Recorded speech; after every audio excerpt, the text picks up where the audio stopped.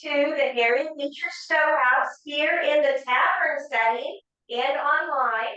My name is Christina Harden. I'm the executive director. I'd like to start by saying on behalf of the Harriet Beecher Stowe House, we respectfully acknowledge with the ground on which we stand our traditional Miami and Shawnee clans. We extend our esteem and gratitude to the indigenous people who call this place home. I also want to thank our sponsor for the Voices for Truth discussion series, which is School Outfitters. They have lots of cool furniture that, if you need to outfit your school.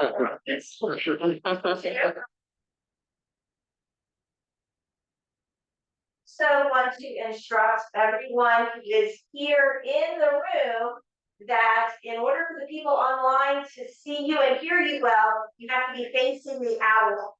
So speakers on in so that when they're facing the owl, they can also see the screen. But just know that when you're talking, you're going to try to face the owl as opposed to the screen with that. So you're going to have something like.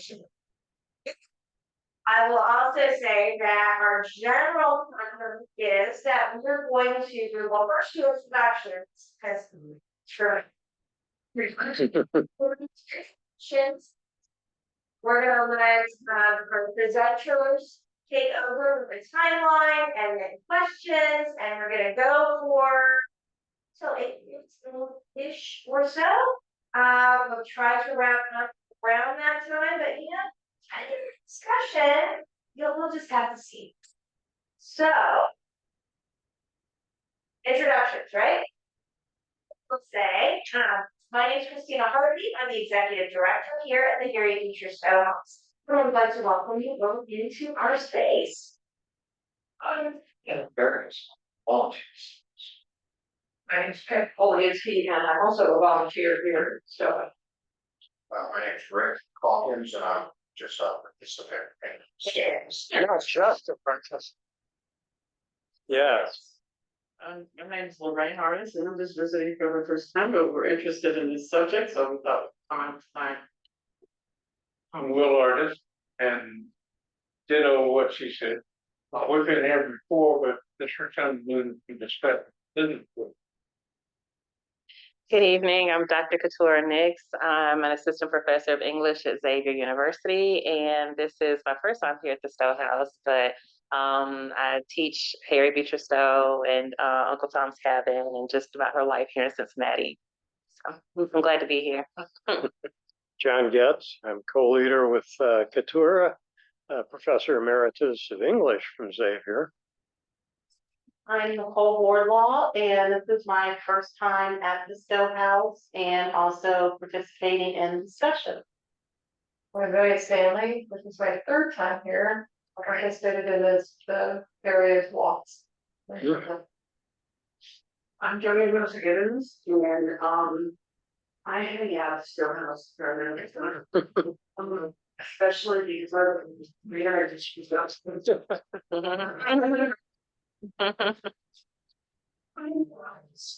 Alright, now for Chesnutt here.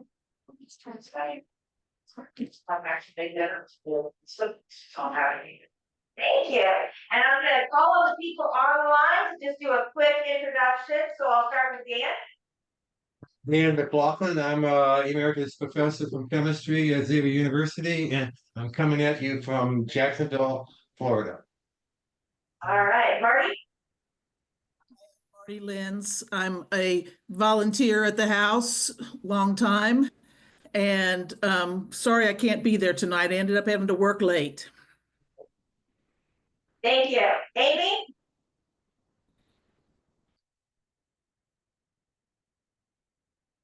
That's all right, you crossed out the way. We have Sarah. Would you like to do a quick introduction? Hi, my name's Sarah Riley, and I've been to the Harriet Beecher Stowe House before, and just this sounded interesting. So I thought I would just join and learn.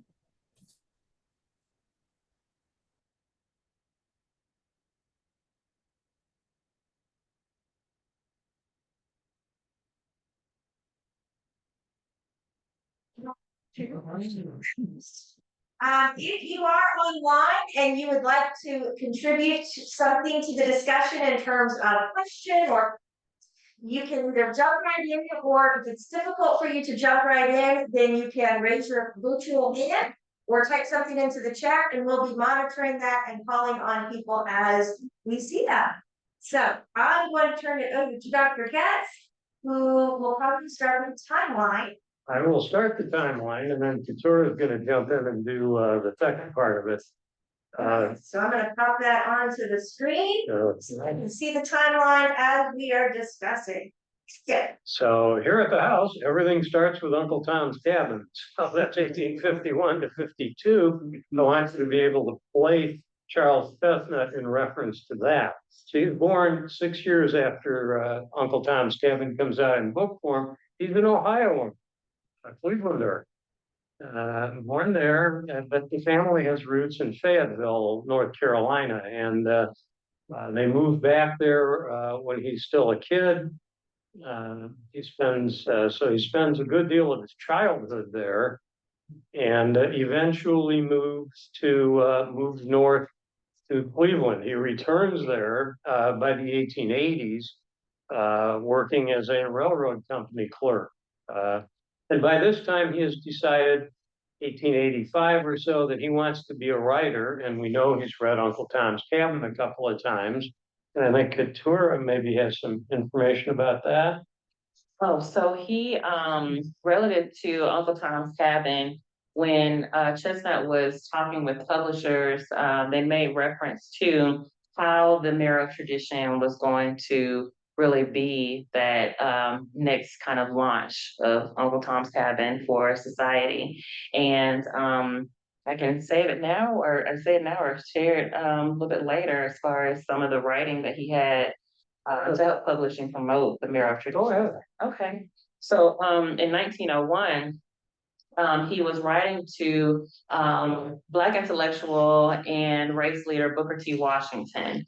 And so they were, so there was a lot of intellectual exchange happening between Booker T, between W.B. Du Bois, between Chesnutt. And so one of the correspondences that I found in preparing for this was between Chesnutt and Booker T. Washington in the publication of the Marrow of Tradition. And so allow me to read just a little excerpt from it. This is from Cleveland. He was writing from Cleveland to Booker T in Alabama on October 8th, 1901.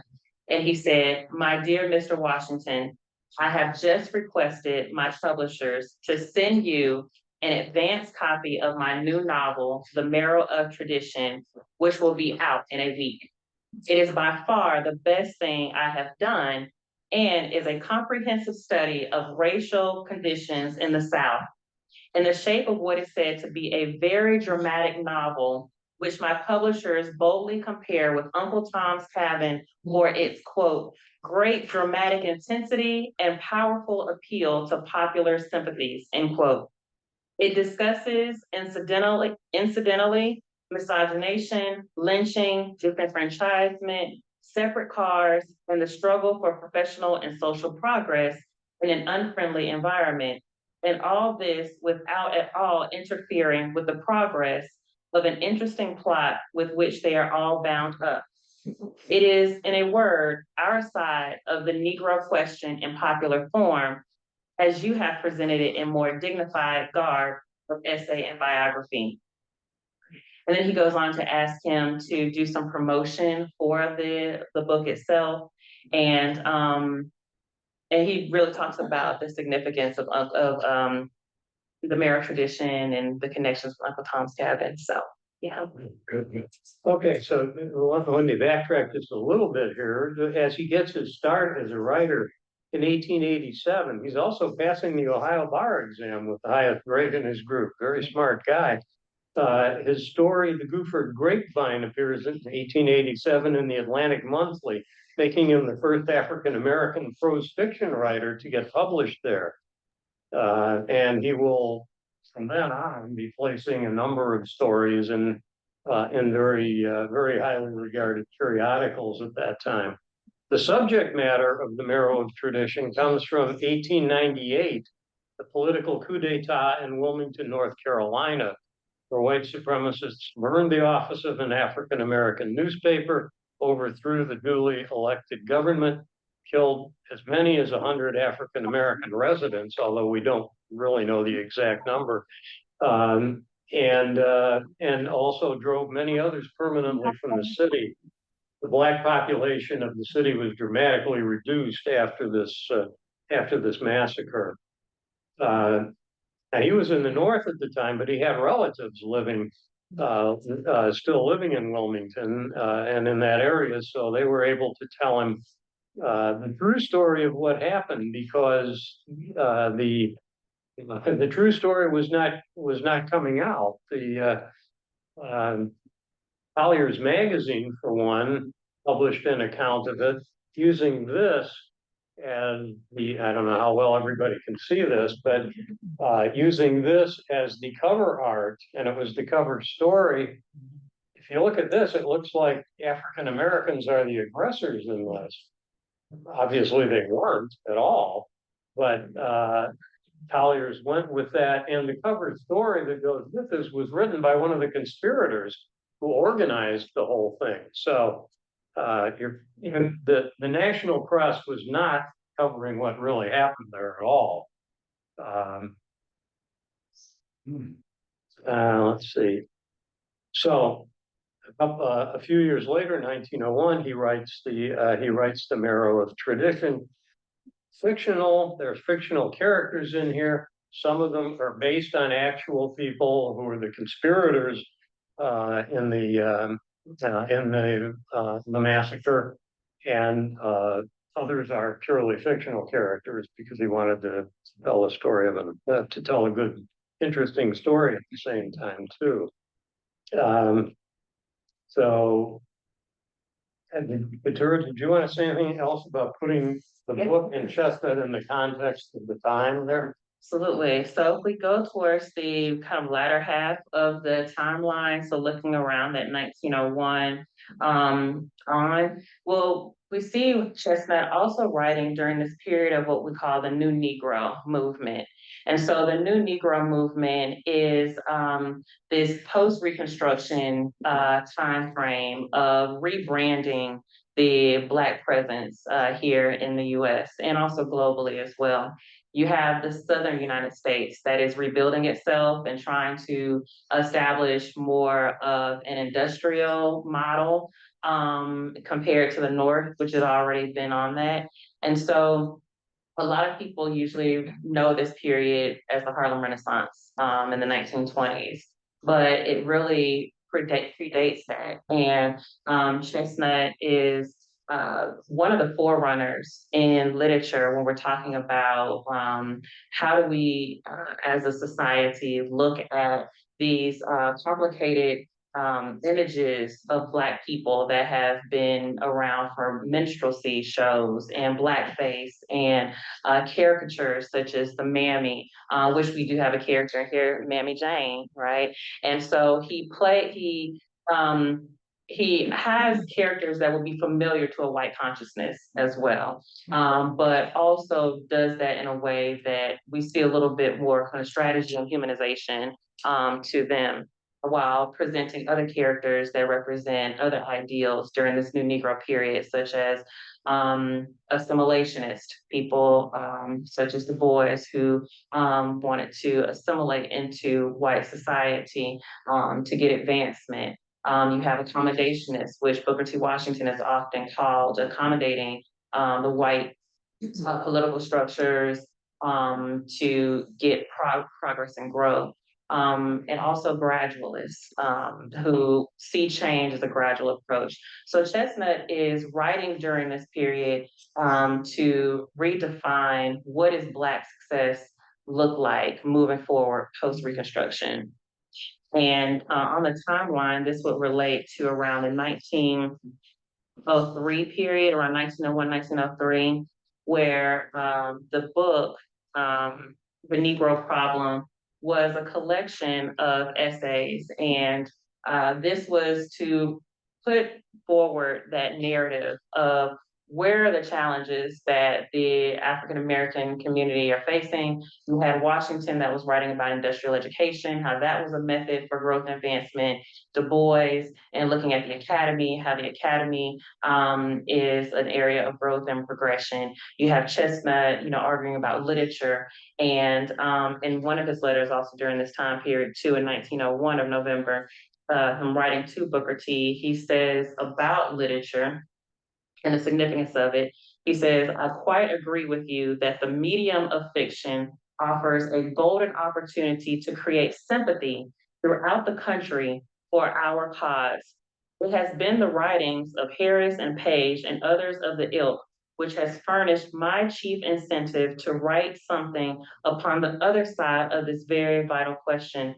I know I am on the weaker side in a point of popular sympathy, but I am on the stronger side in point of justice and morality. And if I can but command the skill and the power to compel attention, I think I will win out in the long run, so far as I am personally concerned, and will help the cause, which is vastly more important.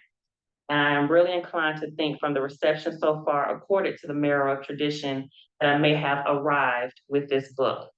So we see that the Marrow of Tradition falls in this timeline of Chesnutt really believing that this is a pivotal text to kind of change the trajectory of history. So I'll start there.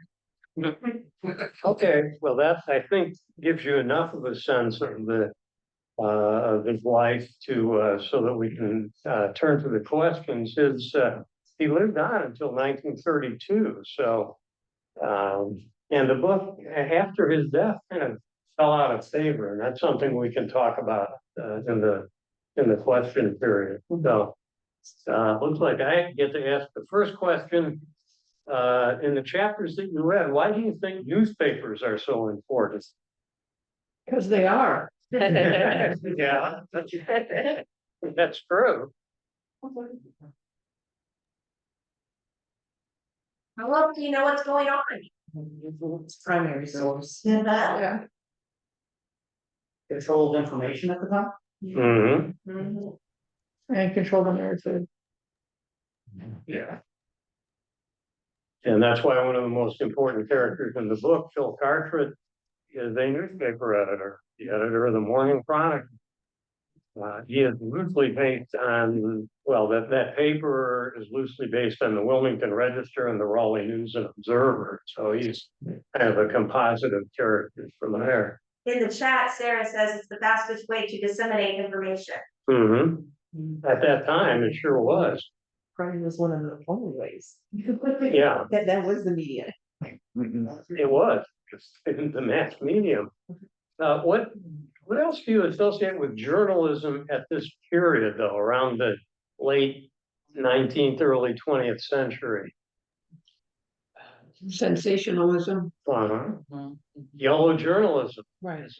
And in fact, the Spanish-American War is still going on while this event takes place. Remember me? Mm-hmm. So the Hearst newspapers were very powerful in actually creating the Spanish-American War. And that's in the background of this book. The whole question, anybody pick up details of that? Any references to the Spanish-American War or to American activities in Latin America? Or...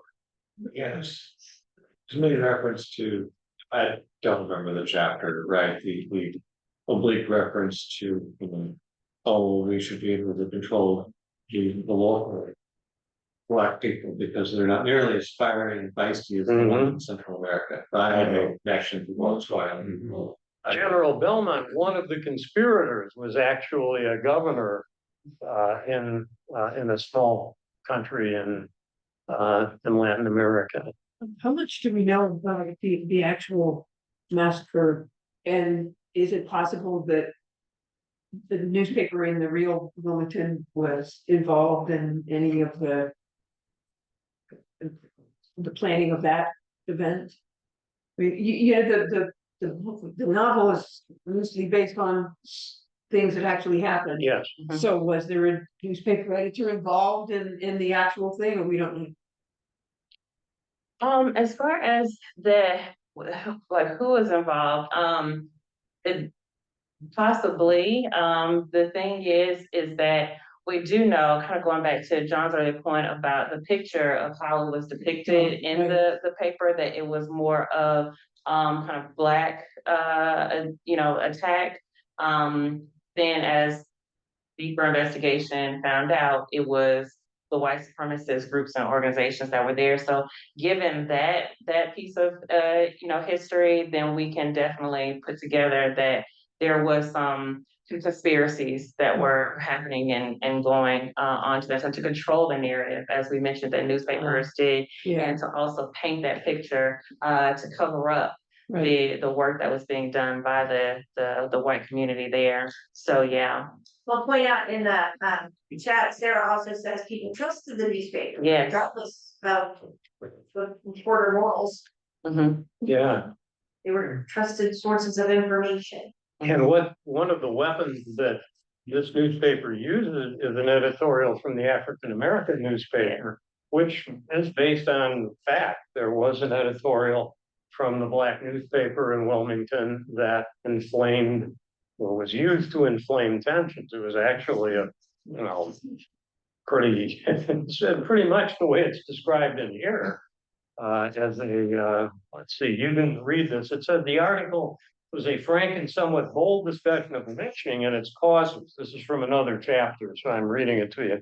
It denied that most lynchings were for the offense most generally charged as their justification, which was what? Raping a white woman. Yeah, African American men raping white women. He said, well, no, that's not really the reason why these lynchings occurred. And it declared that even of those seemingly traced to this cause, many were not crimes at all, but for voluntary acts, which might naturally be expected to follow from the miscegenation laws by which it was sought in all the southern states to destroy liberty of contract for the purpose of maintaining a fanciful purity of race, to make crimes of marriages in which neither nature nor religion nor the laws of other states interposed any insurmountable barrier.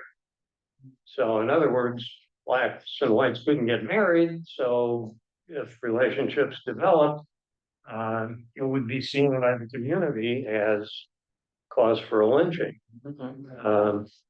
And coming from a colored man in a southern city, it was an indictment of the laws and social system of the South. It could not fail of creating a profound sensation. So that's part of what's going on with the newspaper here. But there are other things too. Anybody notice anything else that helps to shape Cartwright's thinking, his reading, and then ideas he can put into the newspaper? Social status? He was trying to build the social status? Yeah, he's from an aristocratic family that lost all their money, and then he married a woman who had money. So he's an aristocrat, but he's also a little uneasy about his position there. Yeah, but so he becomes this great defender of the aristocracy. There's also some pseudoscience in here, and also some fake news.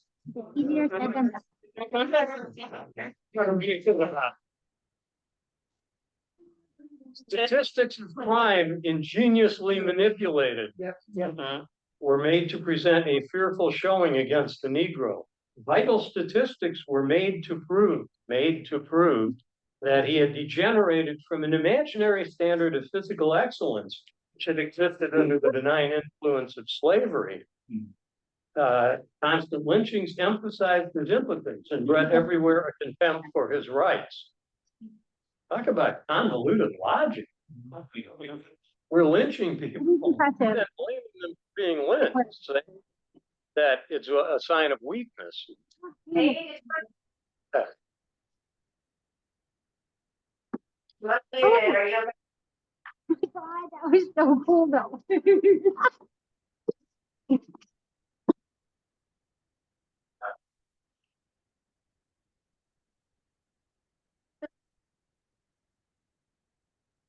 Um, yeah, this whole idea of presenting somebody's character, all the pseudoscience about race that was popular in this time in the late 19th, early 20th century. It reminds me of a couple of statements. One of them in the UNESCO, United Nations Economic and Social Council Constitution. Since wars begin in the minds of men, it is in the minds of men that the defenses of peace must be constructed. And what shapes the minds of men at this time? Newspapers and magazines. And also another quote from E.P. Thompson, which I think is a very powerful quote. We can kill thousands because we have first learned to call them the enemy. Wars commence in our culture, first of all, and we kill each other in euphemisms and abstractions long before the first missiles have been launched. Now, this is, in the anti-nuclear movement back in the 1980s, but I think it applies in this book too.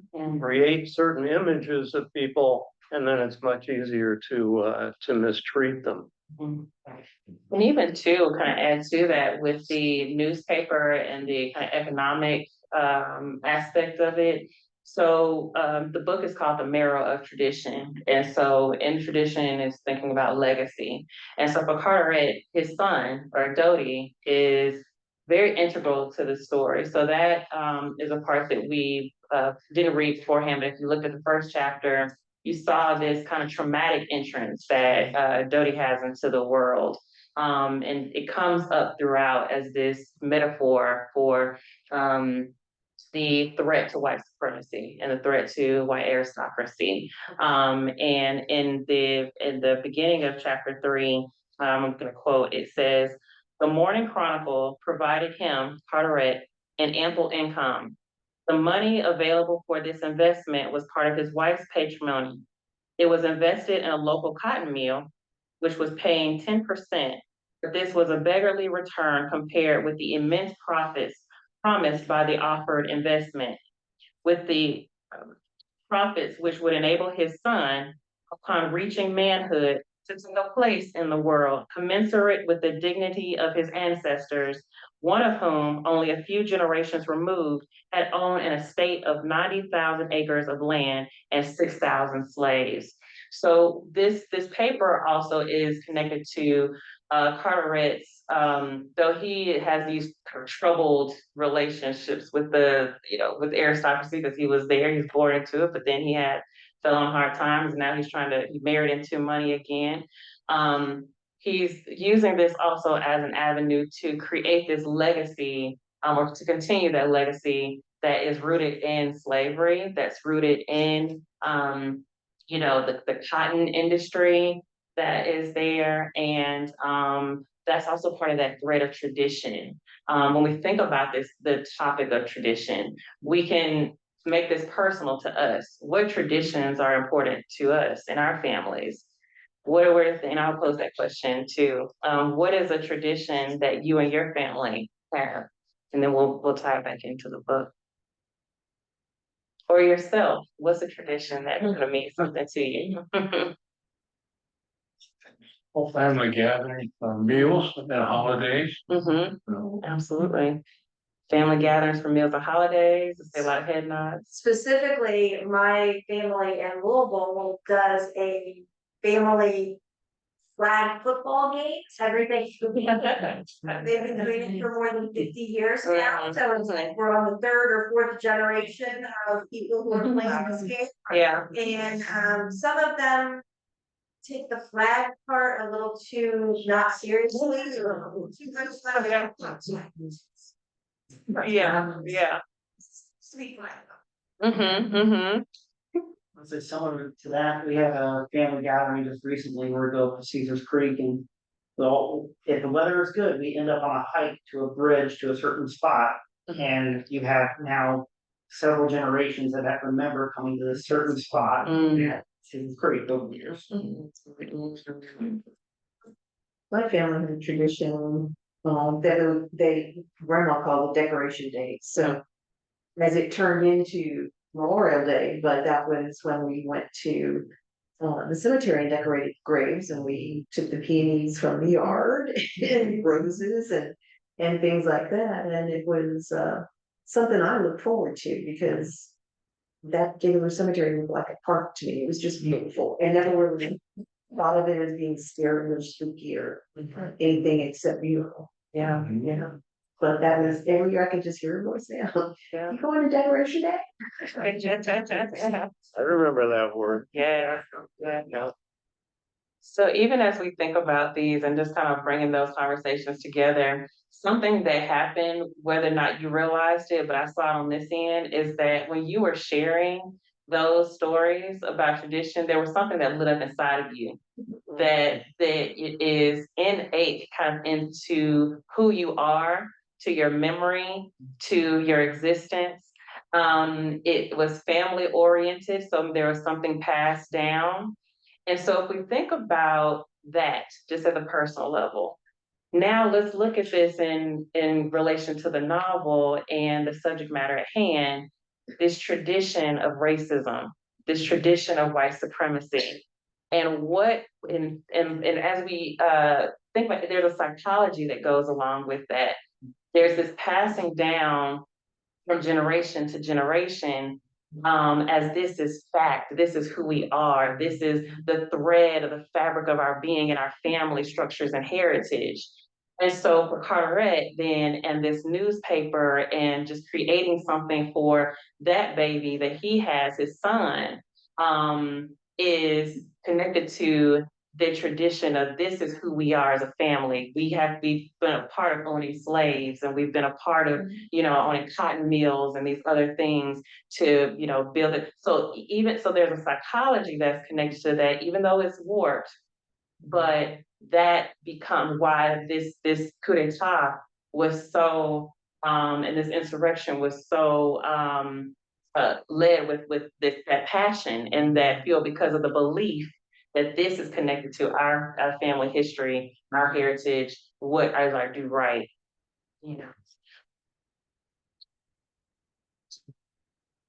Okay, anything else on that? Let's move on to the second question. Yes, so the second question is going under all my fingers here. Sure, Thank you. So why do we think that Chesnutt so carefully distinguishes the characters of the big three conspirators, meaning Major Phil Carteret, General Belmont, and Captain George McBain? What is it about these three characters? So they're also kind of central to the story.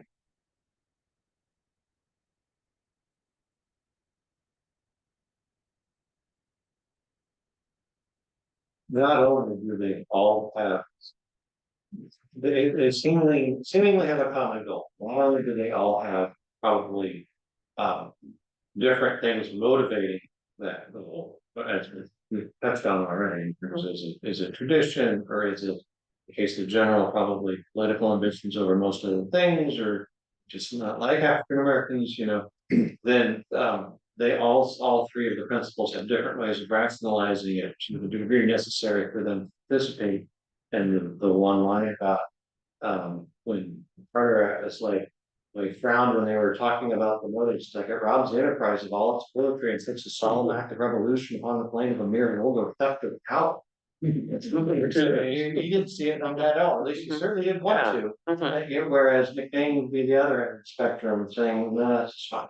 Go for it. I thought that was incredibly important for them, because there's so many different things to do to illustrate their different spectrums. Well, and they also have different histories and different traditions within their own families, but they all have this white supremacy overlay.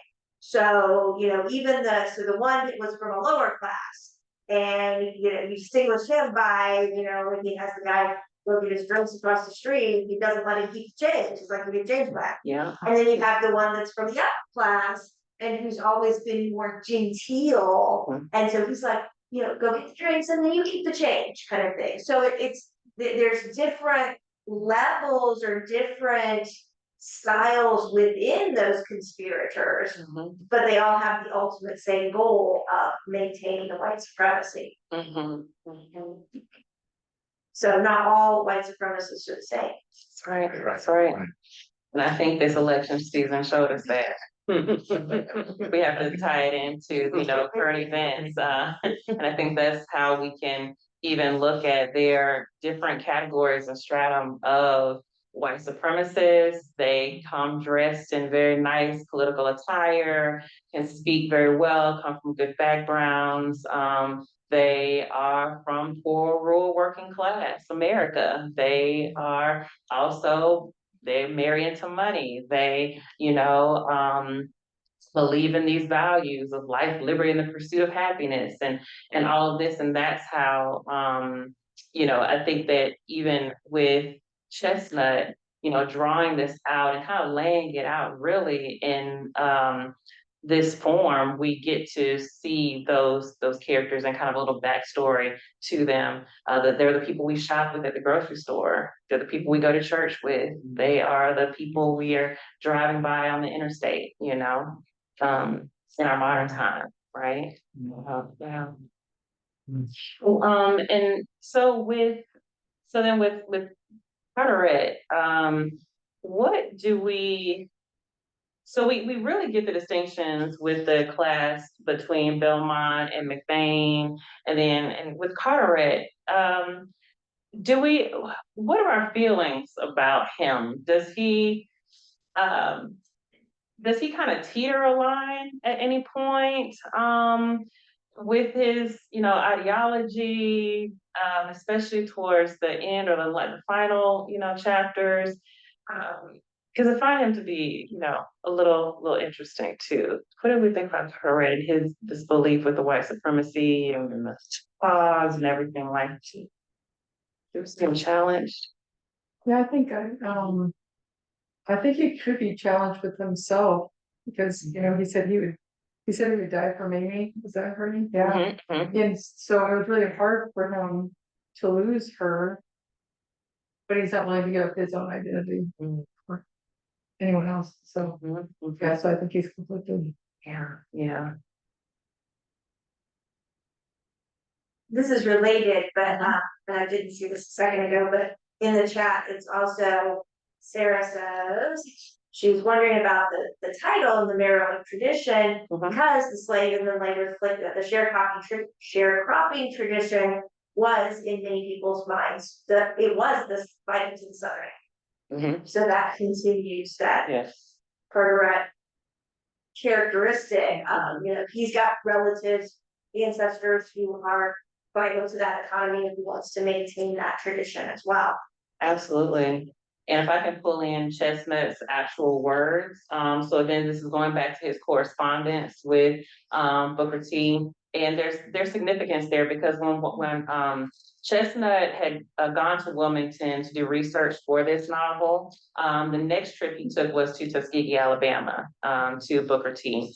And my research looks at Booker T, so that's why you're hearing him come up a lot too. In addition to he was a powerhouse, and Tuskegee was a powerhouse for disseminating these, Black positive images and things like that. But to that point about the South, Chesnutt wrote on March 13th, 1901, he said, I arrived safely home, my dear Mr. Washington, I arrived safely home after a roundabout trip with numerous stops. He said, but personally, I don't like the South. I couldn't tell the people any better place to go, and I hope they may work out. A happy destiny there. You are certainly doing a great deal to help them to the end. I hope to meet you sometime at the North, and meantime, I remain yours cordially, Chas W. Chesnutt. So, so he's very clear that he doesn't like the South. He's a Clevelander, and so he we see definitely that the relationship, the tensions with the North and the South kind of come up in this work as well too.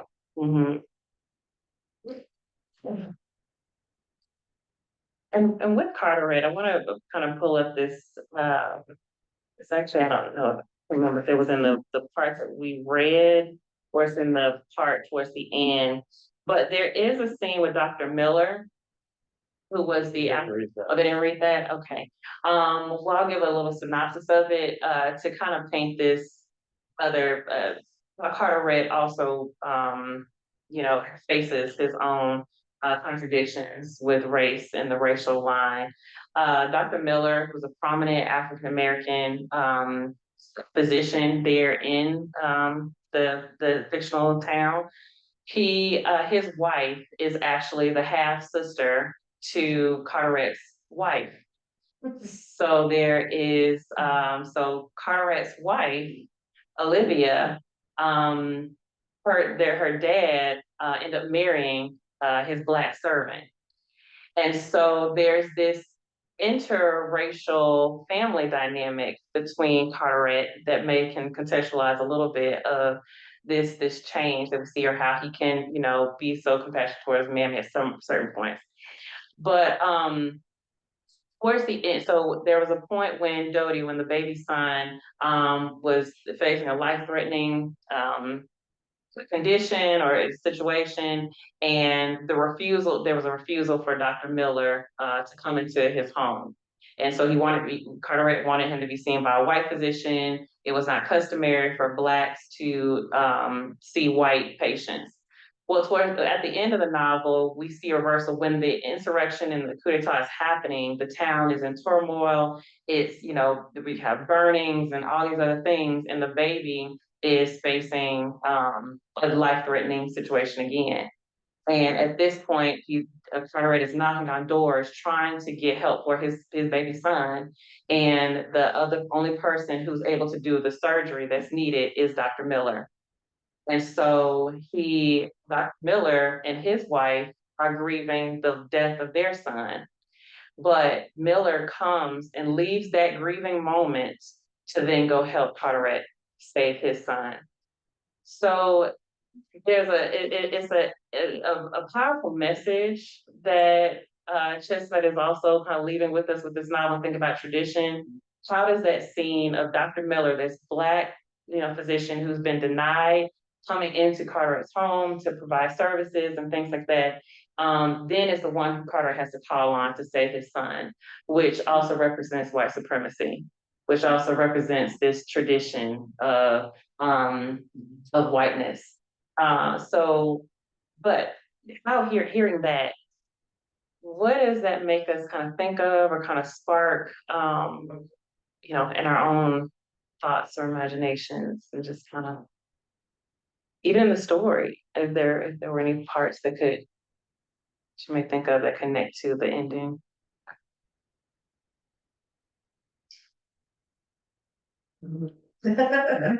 Well, when you put it that way, it reminds me of Uncle Tom. Yes. You know, it's the self-sacrificing, you know, even if people don't treat me right, I'm gonna do the right thing. Yeah. Is his mantra, or his his own personality is saying that's coming out in that statement. Yeah. And so, yeah. So anyone has any? Yeah, I'm kind of thinking the story of the Good Samaritan. You know, that he went out and he did this thing. He helped this person, even though everybody else had passed him along the road. There he was. He had been robbed and he was hurt, but yet this one person stopped by to not only help him but take him to a place where he could get boarded and, you know, kind of the attention that he needed so that he could go back to be helped. You know, himself to be restored. So, but this was out of the compassion that he had for this person he saw. That's what it's speaking. It's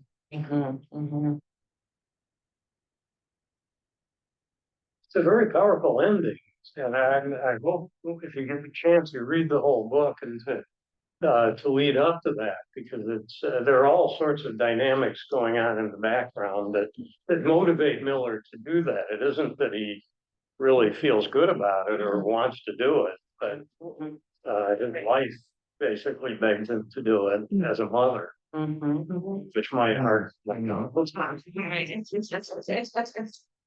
Yes, yes, that's right. It's why Chestnut is also saying that this novel, you know, is the editors were putting it up as the next Uncle Tom's Cabin. Is these themes are familiar to the reader base, and you know, kind of reimagining that in a new way. It's great connections.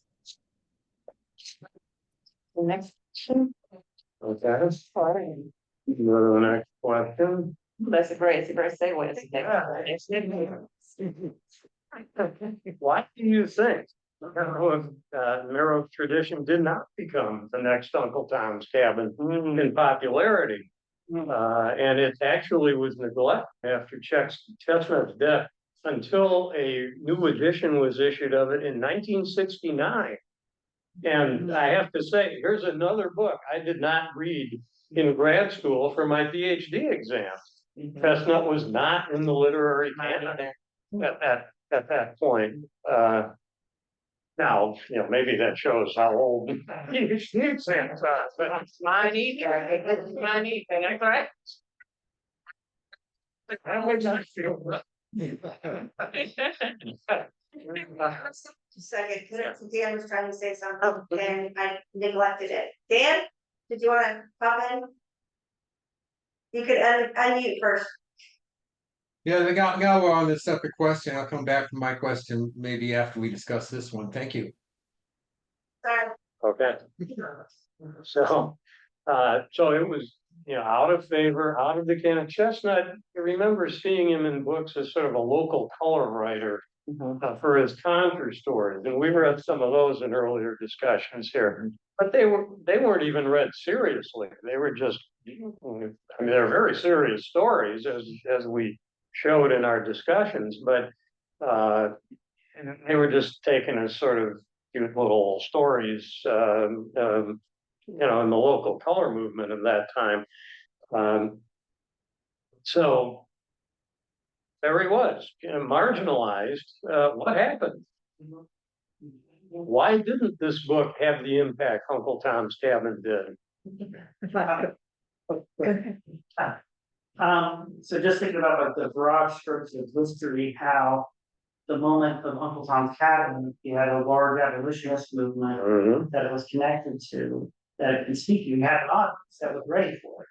Whereas the time that this is all happening, you have redemption, the redemption period of, you know, Southern kind of take back, and it, you know, like we're talking about here, and then that leading into a time period of, you know, racism with, you know, thinking ahead to the second movement of the Ku Klux Klan and all kinds of things. There wasn't really a white audience that was accepting like there was for Uncle Tom's Cabin during that time period. Yes, this is just a few years after Plessy versus Ferguson. When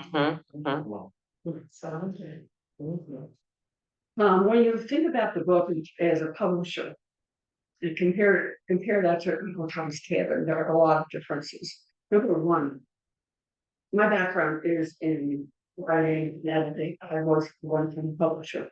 That was terrible. Stay mentions the Marrow of Tradition. I go, yeah, it's not gonna sound anything, but it also, think of that compared to Uncle Tom's Cabin, which was also delivered in, you know, just fed in segments to the population. There was a certain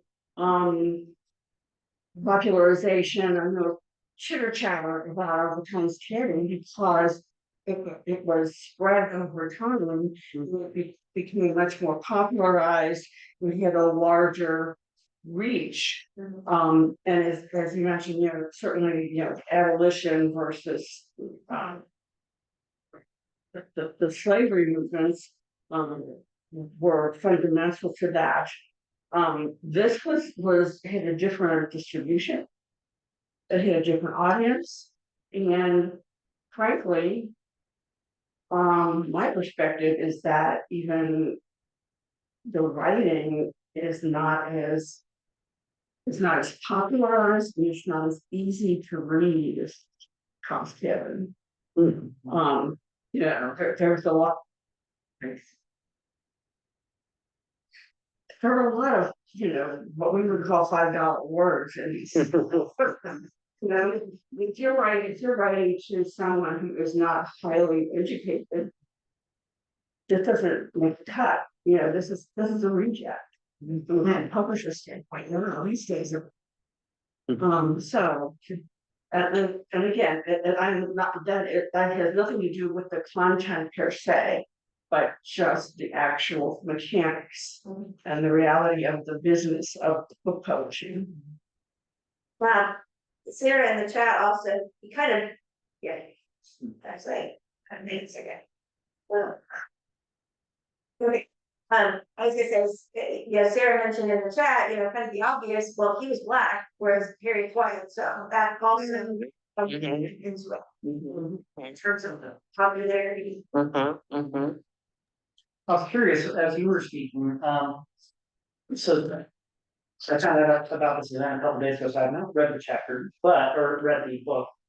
But I'm wondering how it compares to a book I have read, which is, well, two books I've read, Ralph Ellison with The Invisible Man and Juneteenth. Would you say there are similarities in writing styles, or would you say maybe perhaps Ralph Ellison drew on the Marrow of Tradition? Because I can see similarities in just the story. So for Ellison, in writing Invisible Man, that was around 1950s. And so it was later, as we kind of on the cusp of civil rights activisms and things like that. By all means, they are truly a part of this Black literary canon and trajectory of exploring liberation, exploring identity, and the possibilities of Blackness that we didn't see in popular literature. Ellison, as I told you, I'm a Booker T. Washington scholar, so for me, all roads lead back to Booker T. Ellison was he attended Tuskegee University, and I did the keynote lecture for our English department, our annual Ralph Ellison lecture. And so I'm also familiar with his work and what the his kind of push was with that period. But with them, again, kind of going back to this earlier preface that I mentioned about the New Negro movement and Chesnutt really being one of these kind of forefathers of what is it to push America's consciousness past the mammy? What is it to look at a Black doctor and a physician and Black, community and write about that in fiction? I mean, it was based off of actual, Wilmington. And I think there were, as we see the tensions between the North and the South that have never resolved themselves, even to today, it was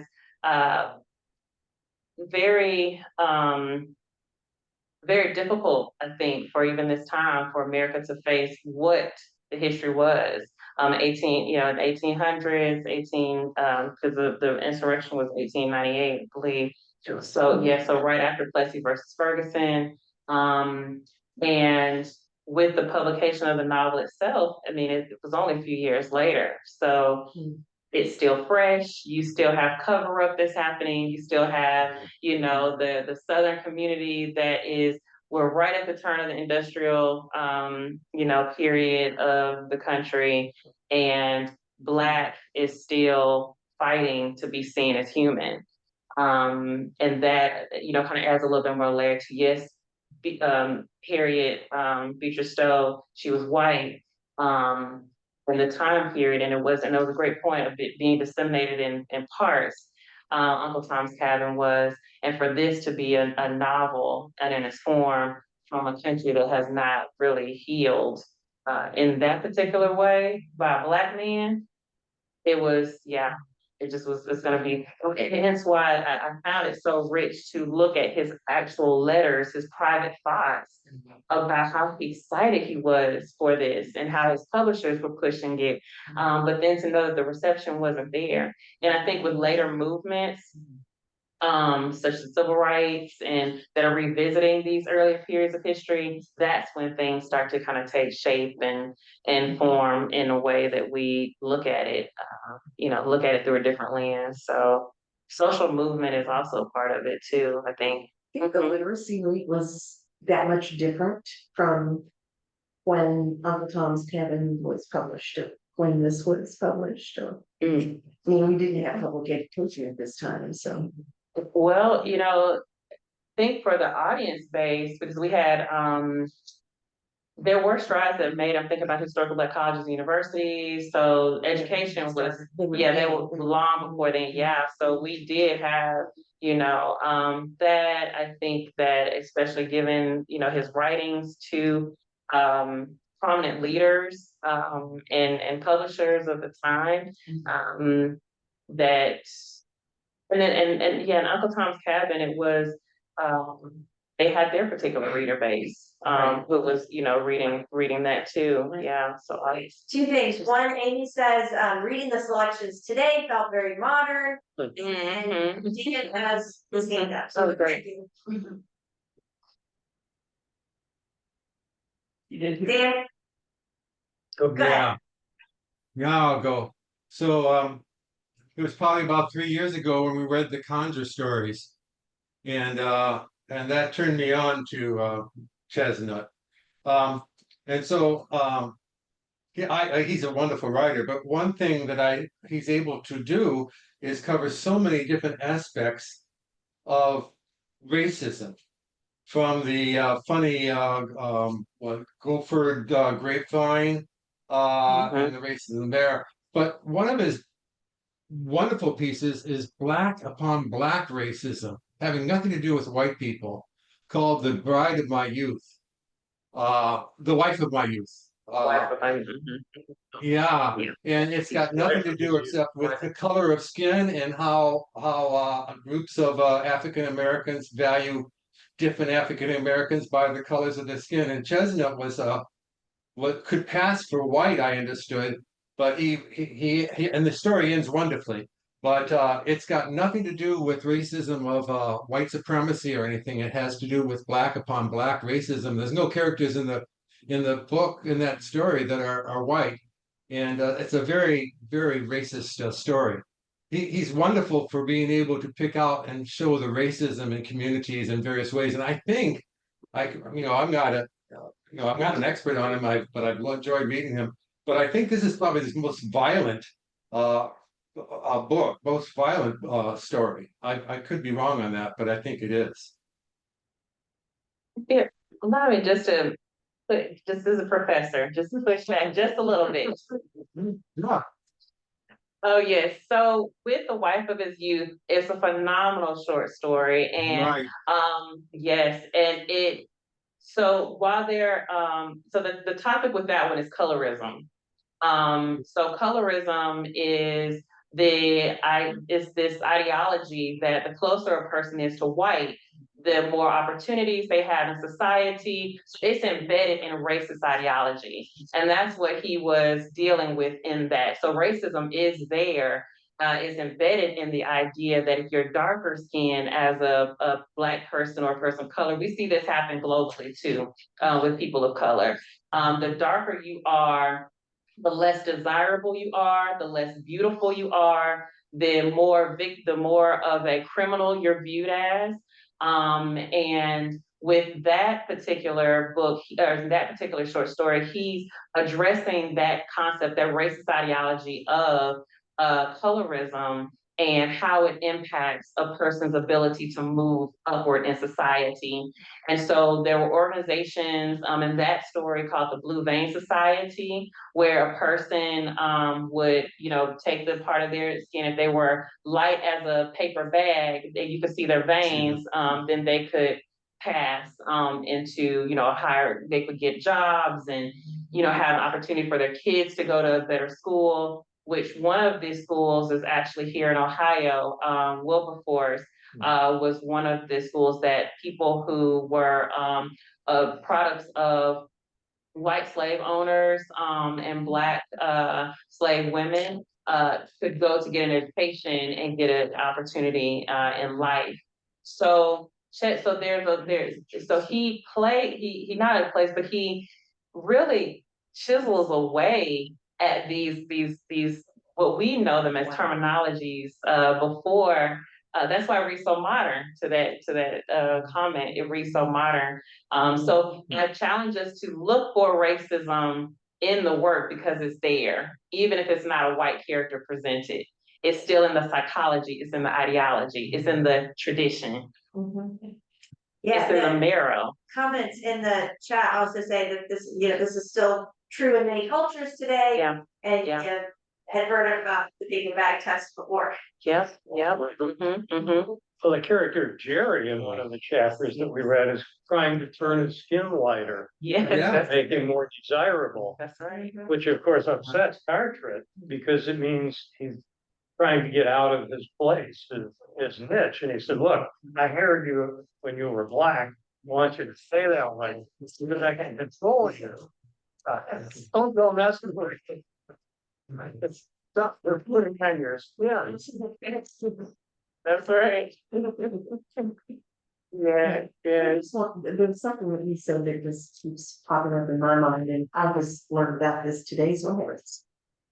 So, the doctor that comes in, and for them to be able, the patient and the patient's family to be able to accept him is huge, because I think at that time you would have seen or perceived a Black doctor to almost be like what we would consider a veterinarian today.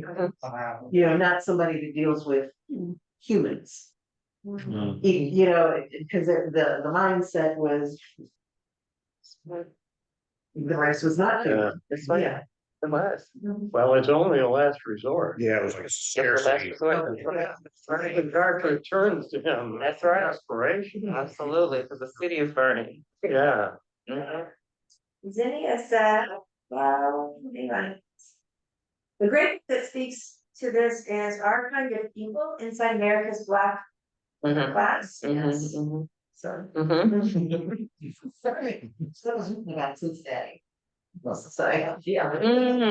I think so. But I personally have it. So it's like, the paper bag test, and I just don't even want to talk about it.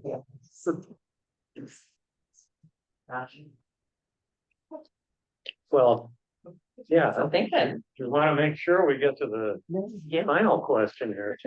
absolutely. So that's a great segue kind of into how the discussion has been flowing. So our final question, is. I'm sorry. I'm trying to read that. It's difficult to see the whole thing at once, and I'm not sure why. But and then speaking of that there was tension between wealthy Black people and poorer Black people. Yeah. Is that right, Charles? Yes. So. Yeah. The divisions among classes, even in the same racial group exist. And that's something that's right. Money, the economic piece creates a lot of division about power. Who holds power? I think these even just connect to kind of human things. So regardless, I believe it was Zorna Hurston or one other author that said, just because they're your skin folk don't mean they're your kinfolk. Yeah.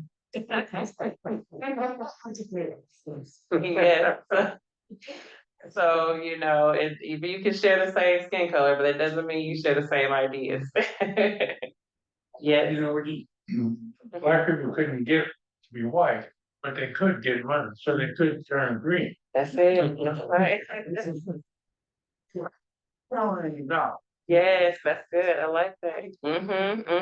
That's very good. So leading to that then, so our last question is, well, speaking and thinking about that, what does Marrow of Tradition say to you today? What does it say to us today? What does it mean for us today, this Marrow of Tradition? Kind of reminds me of that situation in Springfield, Ohio. It's like, if they're Haitians, they're eating dogs or something like that. Yeah. If they were not American, I don't know if that would be, as big of a. Amy has her hand up, go ahead. I would have probably had a very different answer last week, but today's been kind of rough. So I don't know that things have changed too much in terms of race relations, to be honest. But like I said, my answer might have been different a few weeks ago. Today's just kind of raw. Yeah. Marty? Well, through this whole discussion, I've been thinking about that, the South Pacific song, you've got to be carefully taught, to hate. And I hope that we take what happened yesterday as a call to action to educate the other way around. And I hope that that's what we're trying to do at the Harriet Beecher Stowe House.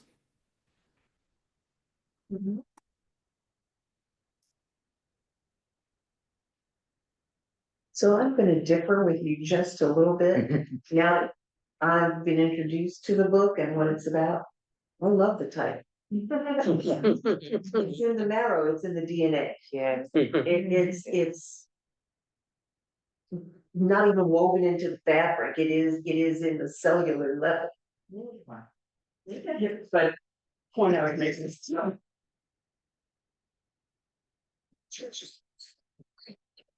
But it's like it's that deep. It's like you can see it. Here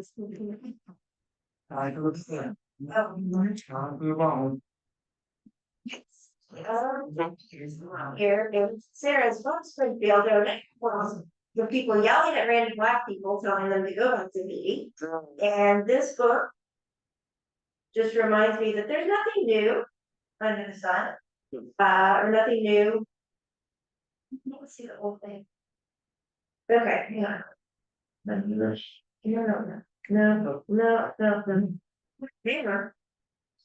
There's more. Okay.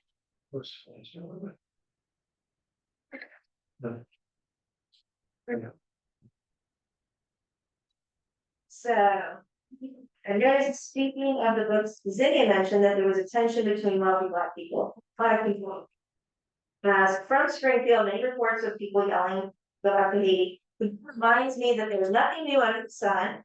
I have the onus on me to love people, and I think the Stowe House is doing a great job of education and discussion. And then Zinnia goes back to the book that she mentioned. It's one of the titles you have to read the book to. Well, there you go. You have to agree with there's nothing new under the sun. I used to have a college theater professor used to say there's nothing new. It's all been recycled before. That's true. Amy has her hand up again, so go ahead, Amy. Sorry. So the other thing regarding literature in general, and I only read the selections for tonight, so I want to go back and read the whole novel so I can get the whole picture. Of course, Ohio's got, censorship pending legislation in our state house now. So I don't even know if young people will get the chance to read a book like this because they may not be able to find or access it, which I think is a shame. That's my little slight platform. So kind of like Marty was saying, I think, there's plenty of call to action. I mean, I know that I'm with like-minded people tonight. So just kind of, we have to be vigilant and keep our eyes open or people won't get exposure to stories like this, to the perspective, to the novel, to Chesnutt's writing, to other people's writings that are being targeted for censorship or banning. So that's also out there. Aren't I I'm still full of good news. Appreciate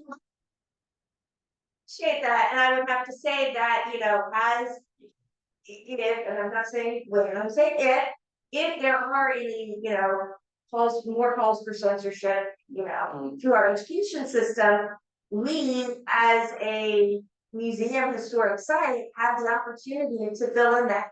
We have the opportunity to say, we do want to discuss these things here. And, the committee in 1943 who raised money to buy the house and turn it into an historic site, their motto was that they saw it as a lighthouse symbolizing goodwill and better understanding. So it's our continued call to action in terms of we need to provide that space for them. If you had the opportunity today to listen to Kamala Harris's concession speech, you would have heard her say that she didn't say we didn't win. She just said that Trump won the election, but that we have a lot of work to do. And curiously, remember the Trump line, fight, fight, fight? She said, we are not just going to sit down. We have to fight, fight, fight. It's up to us to help create change. And one of the mottos of Kamala's campaign was writing the next chapter for change for future generations. And of course, the motto of the Stowe House was writing the next chapter.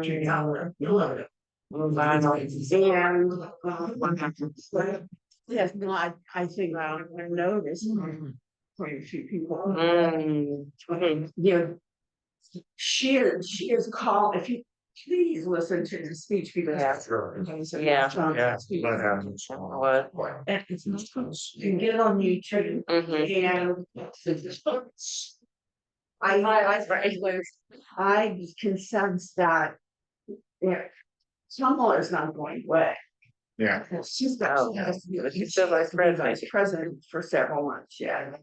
A lot of the people that are supporting her are not going away. They're not going away. I'm not going away. That's true. My granddaughter posted something fantastic on what was it, John? What did she say? Something like, so, forget about your mothers and daughters. They voted because of the cost of eggs and milk. It was appalling to her. She was full. Yeah. The need, she said too, to be open and to be, to keep. You kind of, I know people in our neighborhood who they're so tough. And they're just like, don't even want to talk to her. That's not, so can't do that. And, as Keturah said, driving down the street and the guy sitting next to you in traffic, or, or the person waiting in line in front of you at Kroger's, whatever. Bending over and being very nice. Because sometimes they got the idea that quote liberals are mean and nasty. We all know where they got those ideas from.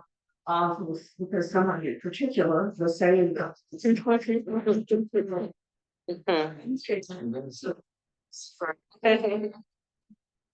going full circle here, but it's not this really is. The Marrow of Tradition brings all of this back to me and says, we got a lot of work to do, guys. If I could tie in here, talking about like what can we, and it's not beyond just voting or dropping beyond, but I think what we can do is there's a lot more. One of the things that I thought was interesting talking about books being banned and things like that. There's also new books being created.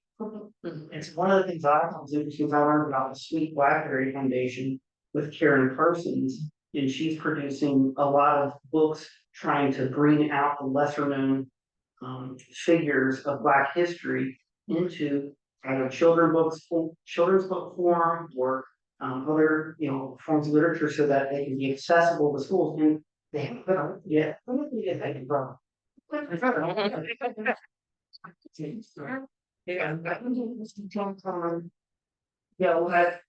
was able to see that at an event I went to at UKU. And there were people there that were like, okay, how do I connect this principle to this organization to get these schools into these books into the schools, and it was really neat to see some of those pieces coming together. Also, I think a lot of times we focus on just the awareness piece of learning, but there's more to it than just awareness. A few of us here are from a group called Common Ground that started at our church, and what we've tried to do is focus on not only awareness but relationships.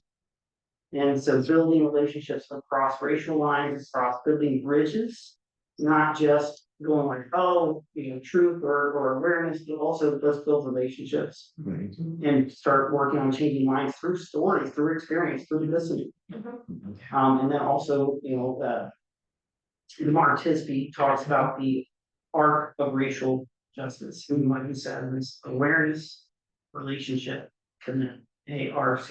And that helps me kind of stay on course of what can I do, or something that I'm either working in awareness or relationship or can. So just some thoughts that maybe will help us as we look for what can we do. Thank you. It's very good. Parents will be able to use Harriet Beecher Stowe House even more. I hope so. Do you agree with Amy that the pending legislation, it's there, it's out of committee, it'll probably be passed very lame duck, so. I think they've just been holding it to see what the election results would be like, so. Cause I've been waiting for it. Watching and waiting, and it's. We just need to be careful, because part of that legislation is punitive to teachers or librarians who are in those institutions to accept those books. But I think they're gonna dismantle the Board of Education, yes? They talked about it. It's now called the Board of Workforce Development in Ohio. Oh, wow. Oh, wow. Yeah. The Board of Education for Ohio? Yeah, the State Board of Education isn't called that anymore. Wow.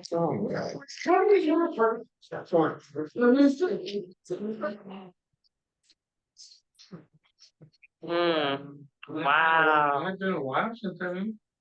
It happened this year. I think it's happened. I don't know a lot of educators. Talk, Dan. I know a lot, and my sister. And it says that it includes criminal charges for libraries. Thank you. Thank you. Please, yeah, so get right on it. Get right on it. It's hard for you to understand, but this is the truth in Florida. It takes one person, just one person to say, my child doesn't like this book and is removed from all libraries in Florida.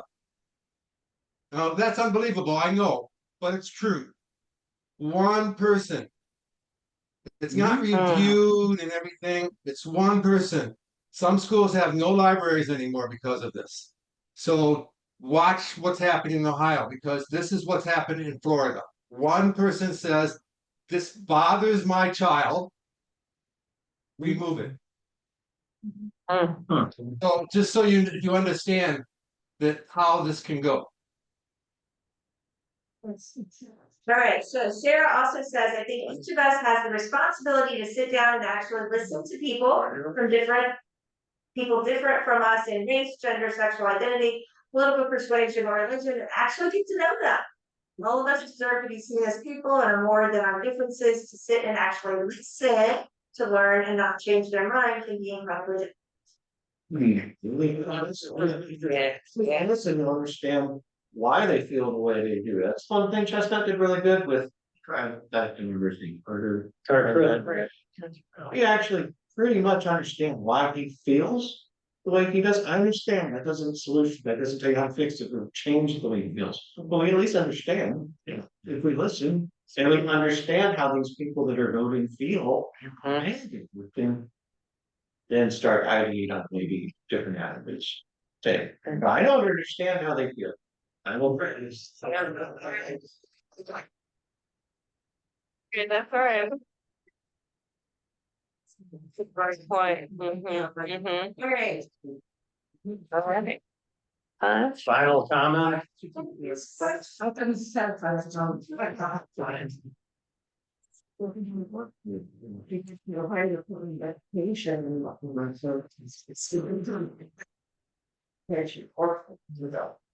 Workforce, that's what it is. Workforce, yeah. Other forms, right? Oh, wait, what's happening? It's the whole thing. Well, the only other thank you tonight, can't wait to do the whole book, that's all the comments. Me too. I know it's been such an interesting book. Great book. So Really is. Lousy title.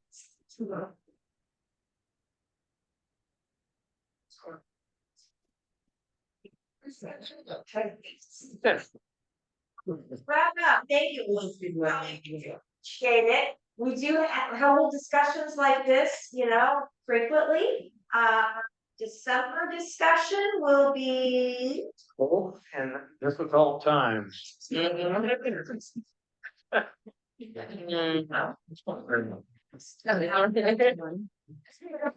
October or not, December. That's the first Wednesday in December. We also, that week, have another program that is a Christmas book program with the author that will be here as well. So go to our website to find out more information about all of our programming. We also have started a new presentation called Pen as Pulpit, which describes Harriet as a public theologian. And that we will be scheduling times for that presentation. The one this Saturday is already sold out because we're doing it in a smaller room that has really kind of an intimate feel to it. But then we will be scheduling more of those, or if you have a church or social group that you think might be interested, we can schedule it specifically for your group. And we can do about 15 total at a time. So let me know if you are interested in looking into that, or if you want information about when the next one we're going to schedule is. That is part of an America 250 grant from school. So, all right. One final announcement. PBS, 9 p.m. next Tuesday night, has a documentary on the Wilmington Massacre. PBS channel, WCET, it's called An American Coup, Wilmington, 1898. So very timely. Of course, we're at. All right. Yeah. Thank you all. To see you again soon.